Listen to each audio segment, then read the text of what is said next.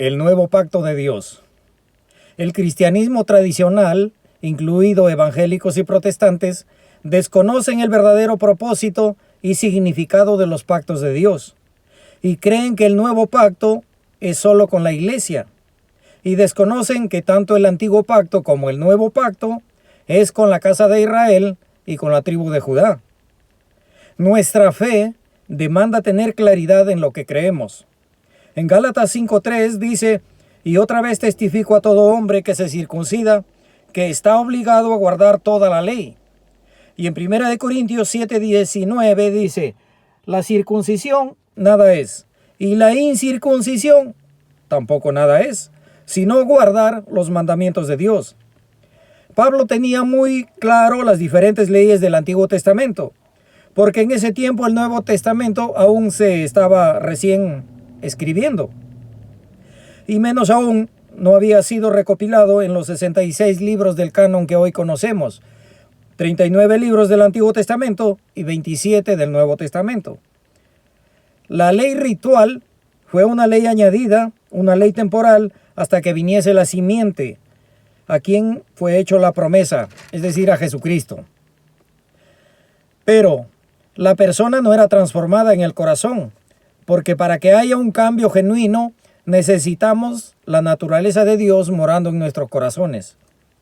Entonces, mientras Israel marchaba por el desierto, continuamente transgredían los 10 mandamientos de Dios de Éxodo 20.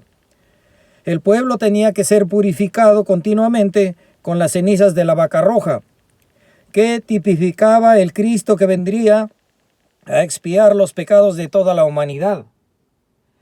Otro símbolo era el cordero sacrificado en la Pascua y el macho cabrío de expiación, además de los sacrificios continuos por el pecado. Santiago 2:8 dice: si en verdad cumplís la ley real conforme a la Escritura, amarás a tu prójimo como a ti mismo. Bien hacéis. En Isaías 44:6 dice: así dice YHWH, el Dios eterno, Rey de Israel, y su Redentor, YHWH, de los ejércitos. Yo soy el primero y yo soy el último, y fuera de mí no hay Dios. En Apocalipsis 1:8 dice: yo soy el alfa y la omega, el principio y el fin, dice Dios, el que es, el que era y el que ha de venir, el Todopoderoso. En Juan 1:1 dice: en el principio ya existía el Verbo, y el Verbo estaba con Dios, y el Verbo era Dios. El verso 2 dice: él estaba con Dios en el principio. Por medio del Verbo todas las cosas fueron creadas, y sin él nada de lo creado fue creado. En el verso 4 dice: en él estaba la luz de la vida. El que era la luz ya estaba en el mundo, y el mundo fue creado por medio de él, pero el mundo no le reconoció. Verso 11 dice: a lo que era suyo vino, pero los suyos no le recibieron. Hablando del pueblo judío y el pueblo de Israel, más bien lo crucificaron. El verso 12 dice: mas a cuántos lo recibieron, a los que creen en su nombre, les dio potestad de ser hijos suyos. En el 13 dice: estos nacen de Dios. Y en el 14 dice: el Verbo se hizo hombre, o se hizo carne, y habitó entre nosotros, y hemos contemplado al Hijo unigénito del Padre, lleno de gracia y de verdad. En el versículo 18 dice: a Dios nadie lo ha visto nunca. El unigénito, que es Dios y vive en unión íntima con el Padre, Él nos ha dado a conocer. En Juan 3:13 dice: nadie subió al cielo, sino el que bajó del cielo. Esto es Jesucristo, que está en el cielo. En Juan 6:46 dice: nadie ha visto al Padre, sino aquel que viene de Dios. Este ha visto al Padre. Y en Proverbios 34 dice: ¿quién subió al cielo y descendió? ¿Cuál es el nombre o el nombre de su Hijo? En Juan 17:5 dice: ahora glorifícame, Padre, junto a ti, con la gloria que tenía contigo antes de que el mundo existiera. Entonces, el Dios del Antiguo Testamento, el que hizo el antiguo pacto con Israel, fue Jesucristo. Y él dio por escrito bajo los 10 mandamientos de Dios de Éxodo 20, porque estos existieron desde Adán. Y Adán no fue ignorante de estas leyes, porque si no sería injusto Dios al condenar a Adán y Eva por quebrantar una ley inexistente. Luego Enoc caminó con Dios en Génesis 5, verso 21-24. Y para caminar con Dios hay que estar de acuerdo con sus leyes. Porque dicen Amós 3:3, ¿caminarán dos si no estuviesen de acuerdo? En Génesis 13 dice, mas los hombres de Sodoma eran malos y pecadores en contra de Dios, en gran manera, ya que el pecado es transgresión de la ley. En primera de Juan 3:4 dice, y los habitantes de Sodoma y Gomorra no podían haber sido castigados si no hubiera existido en ese tiempo una ley que les condenara. En Génesis 3, 16, 17, Dios castigó a Adán y Eva por codiciar y robar el 8º y 10º mandamiento. En Génesis 20, 3, 9 dice, pero aquella noche Dios se le apareció a Abimelech en sueños y le dijo, puedes darte por muerto a causa de la mujer que has tomado porque ella es casada. En el verso 4 dice, pero como Abimelech todavía no se había acostado con ella, le contestó, Señor, ¿acaso vas a matar al inocente? Entonces Abimelech llamó a Abraham y le reclamó, ¿qué nos has hecho? ¿En qué te hemos ofendido que has traído un pecado tan grande sobre mí y sobre mi reino?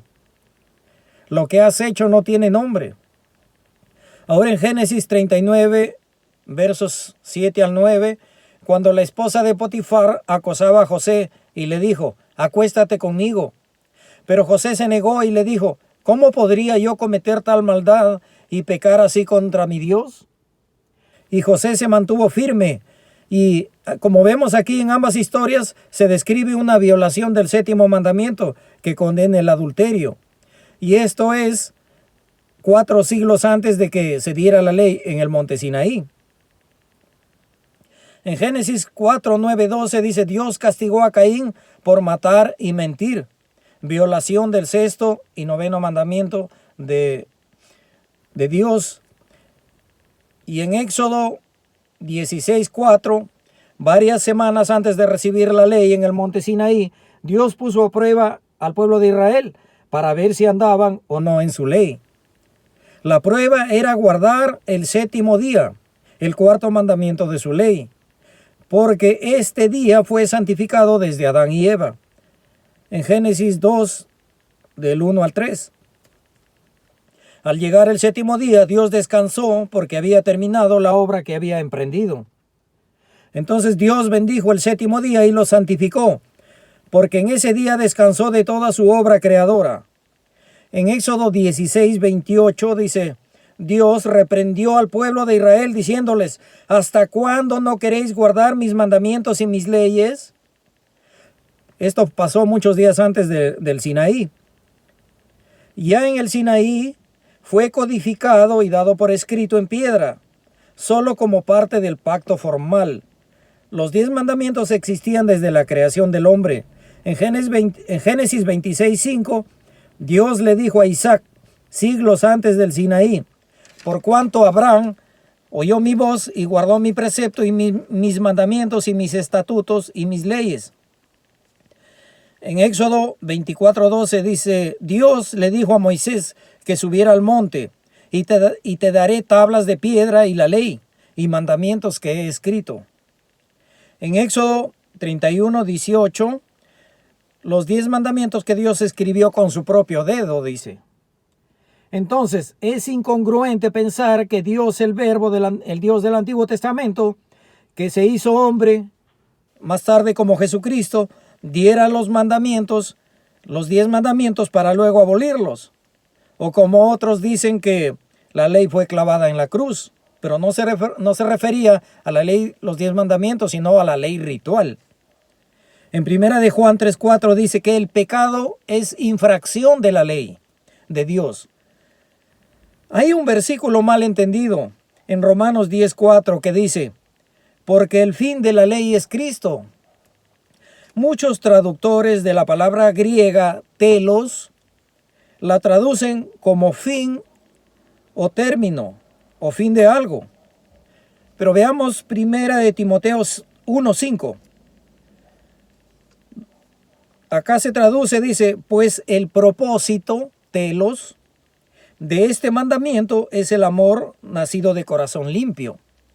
Entonces, telos, mejor traducido, sería la meta o el propósito de la ley de Dios o el objetivo de la ley, que es conducirnos a la mente o carácter de Jesucristo.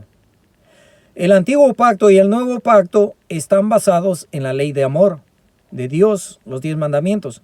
En Deuteronomio 6:5 dice, amarás al Señor tu Dios con todo tu corazón y con toda tu alma y con todas tus fuerzas.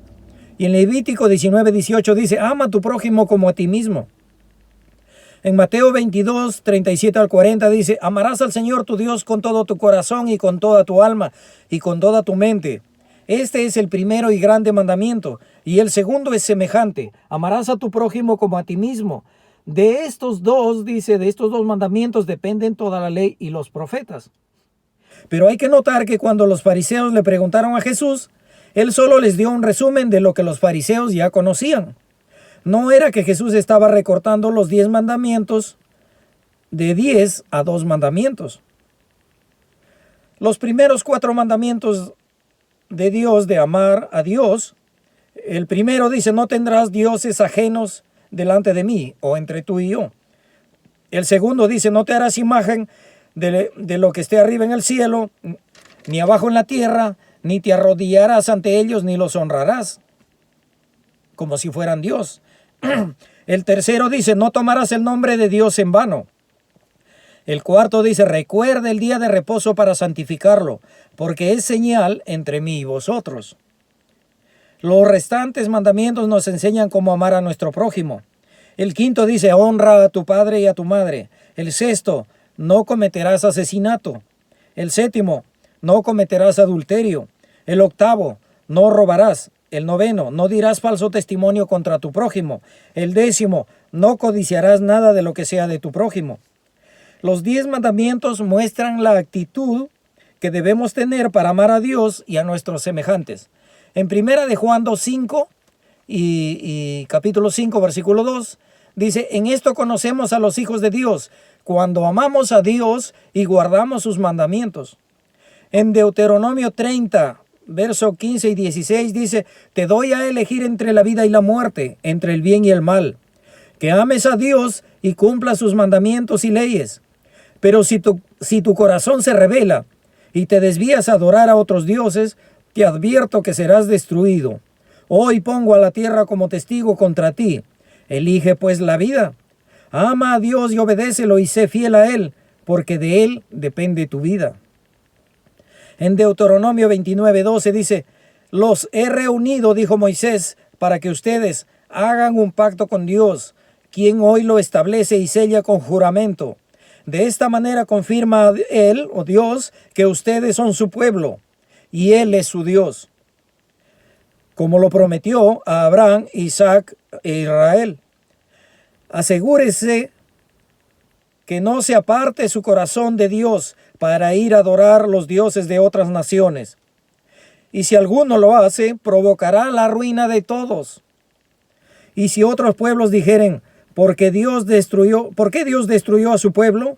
El verso 25, la respuesta será, porque este pueblo abandonó el pacto de su Dios y se fueron tras otros dioses. Dios en su enojo los arrancó de la tierra prometida y los arrojó a otros países. En Deuteronomio 30, verso 1 dice, cuando recibas las maldiciones por donde Dios te haya dispersado y cuando tus hijos se vuelvan a Dios y le obedezcan de todo corazón, entonces Dios restaurará tu buena fortuna y se compadecerá de ti, aunque te encuentres desterrado y dispersado en el lugar más distante de la tierra. Desde allá te traerá de vuelta a la tierra de tus antepasados, y Dios quitará lo pagano e idólatra que haya en tu corazón, para que ames a Dios con toda tu alma. Y Dios hará que las maldiciones recaigan sobre tus enemigos, y tú volverás a obedecer a Dios y a cumplir sus 10 mandamientos, y serás bendecido y prosperado. En Éxodo 19:5 dice: si ustedes me son del todo obedientes y cumplen mi pacto, serán mi propiedad exclusiva entre todas las naciones, y me serán un reino de sacerdotes y una nación santa. Esos fueron básicamente los términos del antiguo pacto. Y el pueblo dijo en el versículo 8: haremos lo que Dios ha ordenado. Pero como ya es conocida la historia del pueblo de Israel, que cuando Moisés se fue al monte Sinaí a recibir las leyes de Dios durante 40 días, ya el pueblo pidió a Aarón que les hiciera otros dioses. La distancia del desierto a la tierra prometida era solo de 11 días de caminata. Pero por su rebelión se quedaron 40 años vagando por el desierto, y toda aquella generación de desobedientes que salieron de Egipto, de esa generación solo Josué y Caleb entraron a la tierra prometida, ni aún Moisés. Moisés solo lo contempló de lejos. Entonces, ¿falló el antiguo pacto? Los pactos de Dios tienen que ver con la solución definitiva del pecado. De acuerdo con el plan de redención de Dios, el antiguo pacto señalaba a Cristo como autor y consumador de la salvación de Israel, y el pueblo solo debía someterse a sus estatutos y leyes y mandamientos establecidos por Dios. Su pueblo escogido tenía que ser ejemplo a las naciones del mundo de cómo Dios bendice a los que le obedecen. Pero el ser humano, inclinado al mal, mientras Dios más los bendecía, más se iban en pos de los ídolos que no pueden oír, ni ver, ni caminar. Solo entendían en parte la letra de la ley, pero la ley no era interiorizada en sus corazones. Y así fueron ciclos repetitivos en los que Israel y Judá de continuo se rebelaban contra Dios. Y Dios hizo que fueran llevados esclavos, cautivos a Babilonia, al pueblo de Israel, de donde jamás regresaron a la tierra de Samaria, allá en la Palestina. Y se les conoce como las 10 tribus perdidas de Israel.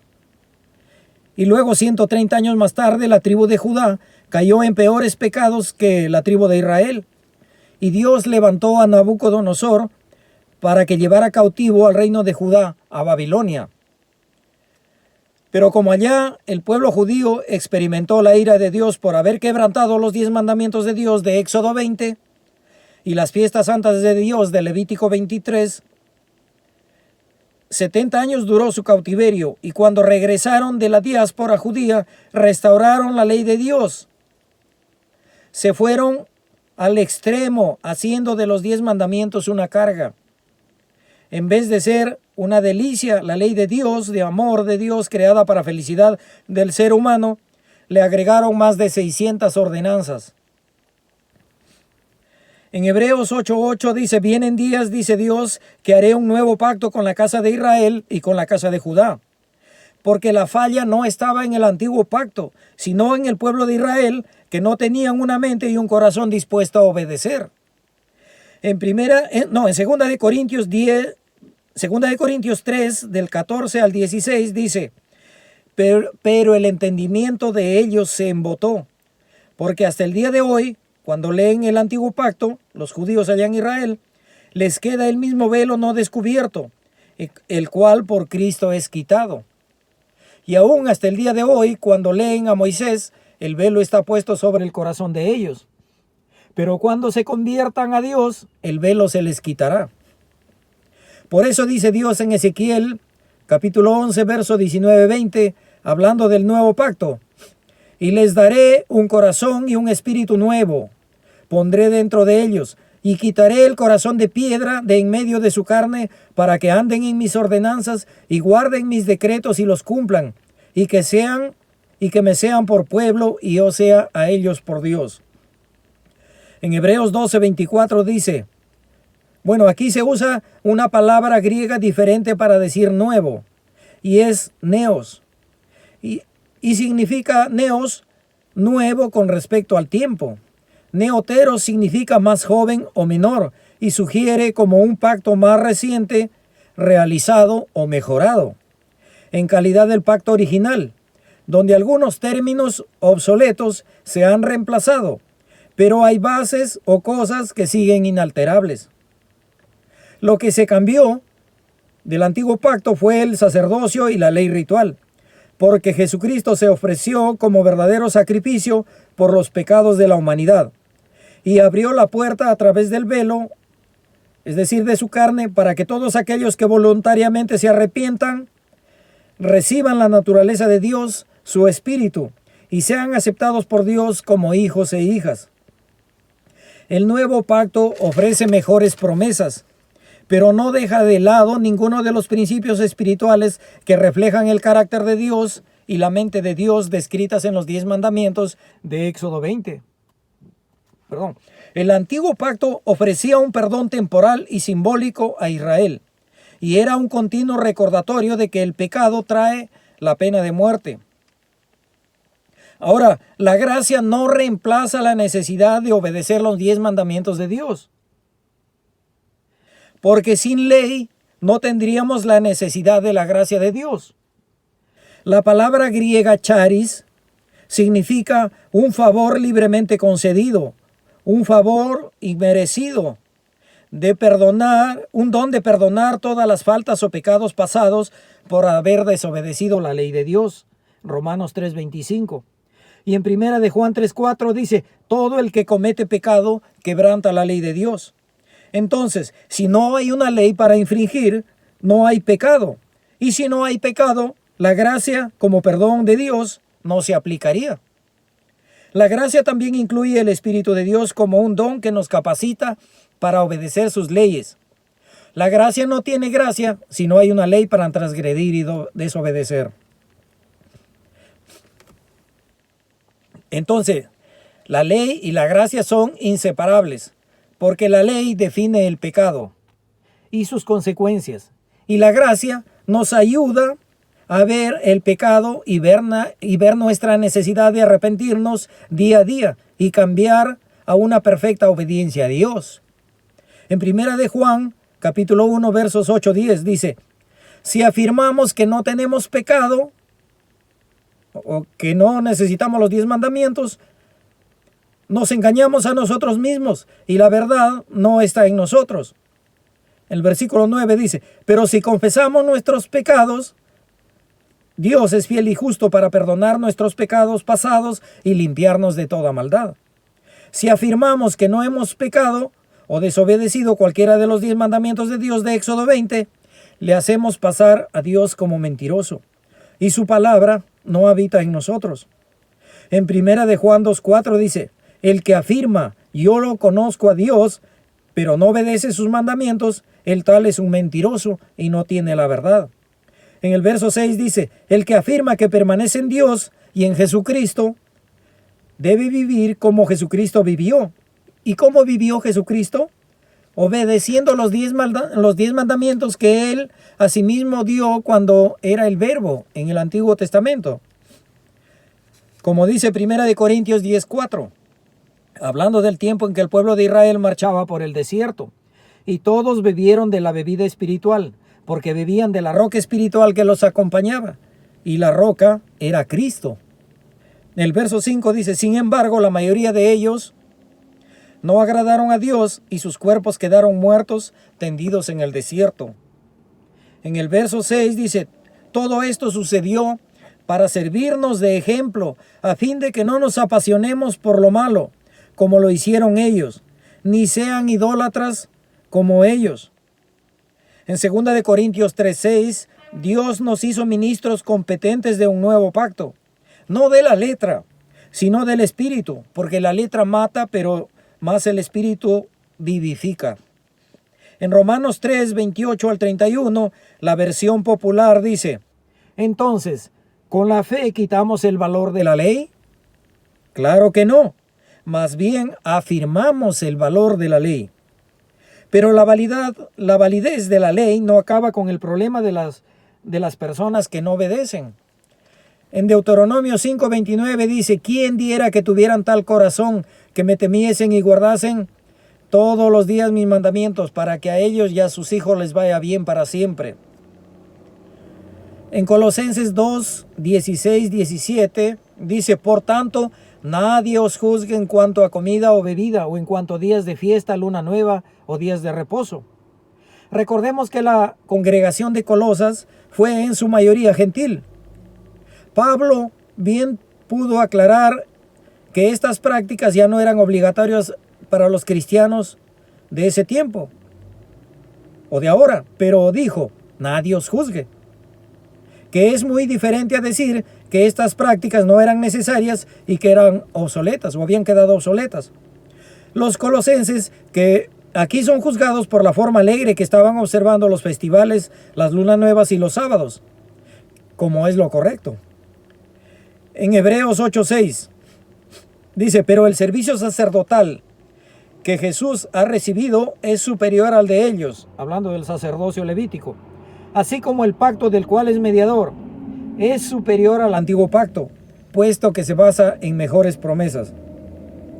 Las promesas de la vida eterna a través del sacrificio de nuestro Señor Jesucristo, la promesa de la gracia y el Espíritu Santo de Dios que nos capacita para obedecer a Dios y sus leyes. La falla del antiguo pacto estaba en las personas, no en la ley. En el verso 8 dice, porque reprendiéndoles dice, aquí vienen días, dice Dios, en que estableceré un nuevo pacto con la casa de Israel y con la casa de Judá. El verso 9 dice, no, eso fue porque no permanecieron en mi pacto y yo me desentendí de ellos. En Jeremías 31, 33, 34 dice, este es el pacto que después de aquel tiempo haré con el pueblo de Israel. Y la tribu de Judá afirma Dios, pondré mi ley en su mente y la escribiré en su corazón. Y yo seré su Dios y ellos serán mi pueblo. En Ezequiel 36, 26, 27 dice, os daré un corazón nuevo y pondré un espíritu nuevo dentro de vosotros y quitaré de vuestra carne el corazón de piedra y os daré un corazón de carne. Y pondré dentro de vosotros mi espíritu y haré que andéis en mis estatutos y guardéis mis preceptos y los pongáis por obra. En Hebreos 8, 7, 10 dice, efectivamente, si ese primer pacto hubiera sido sin defecto, no habría lugar para un segundo pacto, pero el pueblo de Israel y con la tribu de Judá, en el verso 9 dice, no será un pacto como el que hice con sus antepasados el día que los tomé de la mano y los saqué de Egipto, ya que ellos no permanecieron fieles a mi pacto y yo los abandoné, dice Dios. Verso 10, este es el pacto que después de aquel tiempo haré con la casa de Israel, dice Dios. Pondré mis leyes en su mente y las escribiré en su corazón y yo seré su Dios y ellos serán mi pueblo. Todo sistema democrático está basado en la libertad y la libertad es definida por la ley. Sin ley todo se transforma en anarquía o desorden total o en una dictadura opresiva. Pocos se dan cuenta que los pactos, el antiguo pacto y el nuevo pacto, son un pacto o acuerdo matrimonial, por medio del cual Dios era un esposo para Israel. En Jeremías 3, 8, 14 dice, y vio también que yo había repudiado al apóstata Israel y que le había dado carta de divorcio por todos los adulterios idolátricos que había cometido. No obstante, su hermana la infiel Judá no tuvo ningún temor, sino que ella se prostituyó también. Verso 9 dice, como Israel no tuvo reparo en prostituirse, contaminó la tierra y cometió adulterio al adorar ídolos de piedra y de madera. El verso 10 dice, a pesar de todo esto, su hermana la infiel Judá no se volvió a mí de todo corazón, sino solo fingidamente. ¿A quiénes va a perseguir el anticristo en el tiempo del fin? Esto tengámoslo muy presente. En Apocalipsis 12, 17 dice, entonces el dragón se enfureció contra la mujer y se fue a hacer guerra contra el resto de sus descendientes, los cuales obedecen los mandamientos de Dios de Éxodo 20 y se mantienen fieles al testimonio de Jesucristo. Acá hay una división. En Apocalipsis 14, 12 dice, en esto consiste la perseverancia de los santos, las personas apartadas para Dios, las cuales obedecen los mandamientos de Dios de Éxodo 20 y se mantienen fieles al testimonio de Jesucristo.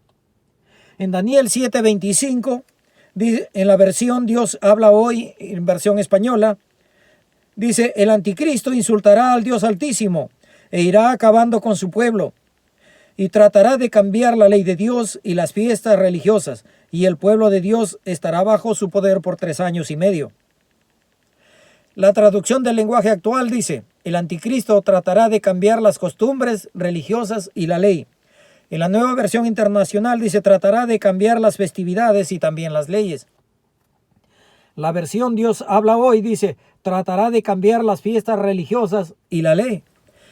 La nueva traducción viviente dice: procurará el anticristo cambiar las leyes de sus santos y sus festivales sagrados. Los festivales o fiestas de Dios se refieren a los días de reposo anuales que Dios dio por escrito en Levítico 23, que son días que Dios instituyó para celebrarlos en su honor, en honor de Dios, los cuales representan su plan de redención para la humanidad. La primera fiesta, la Pascua, en Juan 1:29 dice: he aquí el Cordero de Dios que quita el pecado del mundo. Jesús instituyó los símbolos de la Pascua del Nuevo Pacto o del Nuevo Testamento con el pan y el vino, ceremonia que se recuerda cada año en la fecha establecida. El sacrificio de Jesucristo y el inicio de su gracia, el inicio de su gracia y el camino a la vida eterna como hijos nacidos de Espíritu. El verso 2 dice: fiesta de panes sin levadura. En la Pascua, Dios pasa por alto la muerte cuando aceptamos su sacrificio redentor, la sangre de Jesucristo, para perdonarnos, para perdón de nuestros pecados pasados.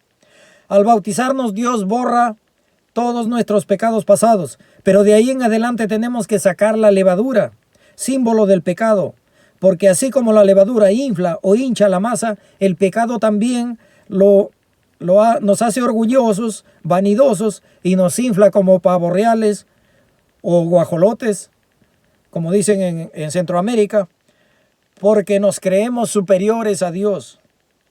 La tercera fiesta de Pentecostés es la promesa de la naturaleza de Dios, que estaría disponible para todo aquel que se someta voluntariamente a Dios y le obedezca y reciba las arras del Espíritu Santo de Dios, para desarrollarlo, llevando una vida de santidad y obediencia a su ley de amor de Éxodo 20.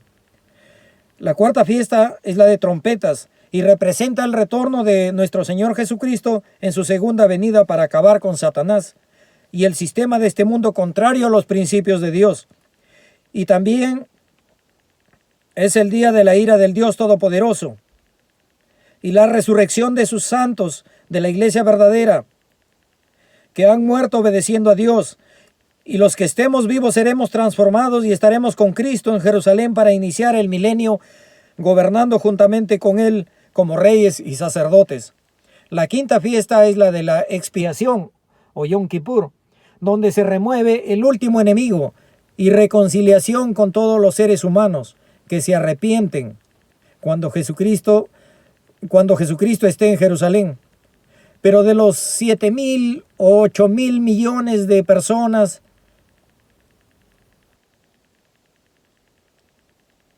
que existan en el tiempo del fin, en Apocalipsis 9:15 dice que los ángeles quedaron sueltos para matar a la tercera parte de la humanidad. Unos 2,500 millones. Todos aquellos que se dejaron marcar por la bestia, el 666. Y luego miles de gente muere más adelante con las epidemias, la hambruna, las guerras. Y cuando Jesucristo mismo mata a los ejércitos reunidos en Armagedón, donde mueren chinos, rusos, indios, japoneses y de muchas otras naciones que estarán reunidos para la lucha final por el control de la humanidad. Pero cuando vean venir a Jesucristo, dejarán de pelear entre sí y se volverán a pelear contra Jesucristo. Pero Él los matará con la espada que sale de su boca. Luego en Apocalipsis 22 dice: el ángel sujetó al dragón, a Satanás, y lo encadenó por 1000 años. La sexta fiesta es la fiesta de los tabernáculos. Dios ordena morar en cabañas temporales por 7 días para recordar el carácter transitorio de nuestra vida física y representa el gobierno milenial bajo Jesucristo y sus y sus santos resucitados y transformados a espíritu.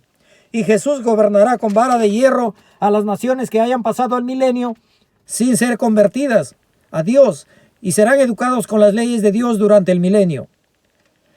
La séptima fiesta, o llamada el octavo día o fiesta del último gran día o cosecha final, recordemos que cuando viene Jesucristo en su segunda venida, solo resucitan los que hayan muerto en la verdadera fe, de la fe de Dios, y los que estemos vivos de los cristianos de la iglesia verdadera de Dios, seremos transformados a espíritu.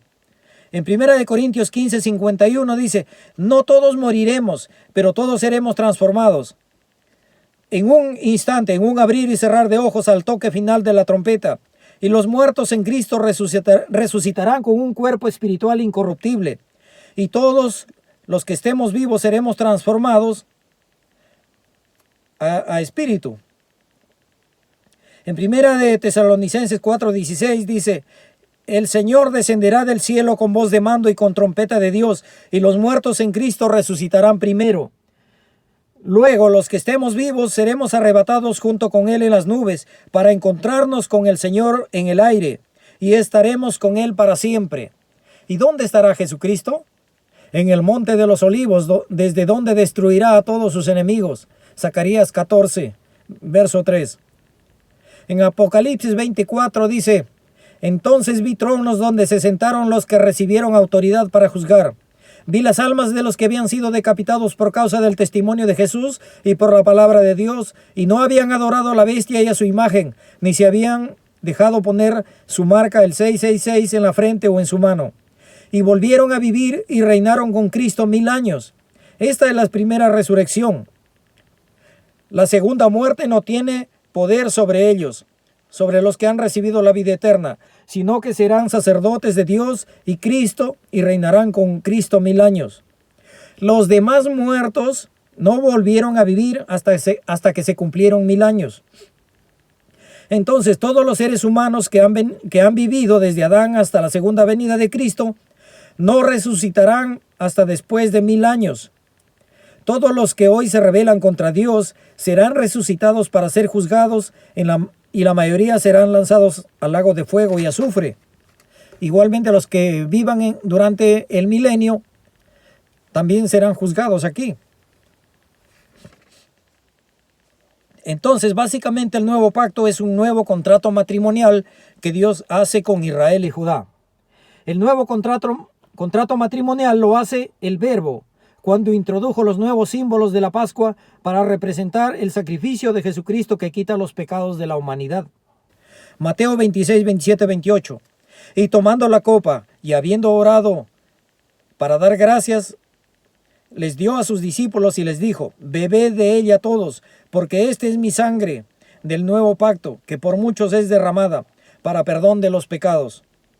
La iglesia de Dios, el Israel espiritual, en Romanos 2, 28, 29, dice, pues no es judío el que lo es exteriormente, ni la incircuncisión es señal para ser judío.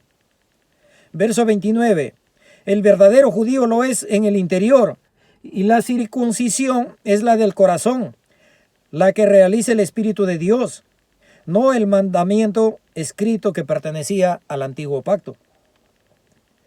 El que es judío en el corazón lo alaba a Dios y no a la gente. En las costumbres bíblicas del matrimonio, las parejas se comprometían formalmente compartiendo una copa de vino. Era un compromiso, un contrato legal en la que ambos tenían obligaciones y se requería un divorcio para invalidarlo. Ejemplo, José y María estaban comprometidos y se consideraban casados hasta que se llevó a cabo la celebración pública. Jesús les propuso matrimonio a sus verdaderos seguidores y comenzó con sus discípulos. Aunque ellos fueron los más fieles de la época, todavía eran carnales y estaban condenados por sus pecados. Para entrar a esta nueva relación necesitaban ser transformados en un pueblo nuevo y espiritualmente convertido. Eso se logró por medio de la muerte y resurrección de Jesús y después de recibir el Espíritu de Dios que permite que comience esta transformación espiritual. Romanos 7, 1, 4. Esto los constituyó como la iglesia de Dios, el verdadero Israel de Dios. En Gálatas 6, 15, 16 dice, para nada cuenta estar o no circuncidados. Lo que importa es ser parte de una nueva creación. Paz y misericordia desciendan sobre todos los que siguen esta norma y sobre el Israel de Dios, el remanente fiel de Israel, de acuerdo con la gracia de Dios, el Israel espiritual. La iglesia ahora es la prometida de Cristo. En 2 Corintios 11:2, el celo que siento por ustedes proviene de Dios. Los celo, pues los tengo prometidos a un solo esposo, que es Cristo, para presentarles como una virgen pura. La iglesia ya vive bajo los términos del nuevo pacto, pero aún se está esperando la plenitud del pacto matrimonial que comenzará con las bodas del Cordero. Apocalipsis 19, versos 6-9, dice, ya ha comenzado a reinar Jesucristo, nuestro Dios Todopoderoso. Alegrémonos y regocijémonos y démosle gloria. Ya ha llegado el día de las bodas del Cordero, y su novia se ha preparado, y se le ha concedido vestirse de lino fino, limpio y resplandeciente, porque el lino fino representa las acciones justas de sus santos. Dichosos, afortunados y felices los que hemos sido llamados a las bodas del Cordero. Estando comprometidos con Jesucristo, cada miembro de su iglesia se somete a su liderazgo y guía amoroso, porque Él es la cabeza de su iglesia verdadera. Efesios 5:22 dice, esposas, sométanse a sus propios esposos, como al Señor Jesucristo, porque el esposo es la cabeza de su esposa, así como Cristo es la cabeza de la iglesia, la cual es su cuerpo. Así como la iglesia se somete a Cristo, también las esposas deben someterse a sus esposos. Entonces, cuando Jesucristo regrese, los que ya estemos comprometidos con Él, participaremos de las bodas con cuerpos espirituales glorificados y seremos perfectos y nunca más volveremos a pecar, teniendo las leyes de Dios grabadas perfectamente en nuestro carácter. Aquí culmina plenamente el matrimonio del nuevo pacto con su iglesia. Luego esa propuesta matrimonial se extiende a toda la humanidad durante el milenio. Luego, el juicio final, donde son juzgados y exterminados los rebeldes desobedientes a la ley de Dios. Será como si jamás hubieran existido. Dios borrará toda memoria de ellos.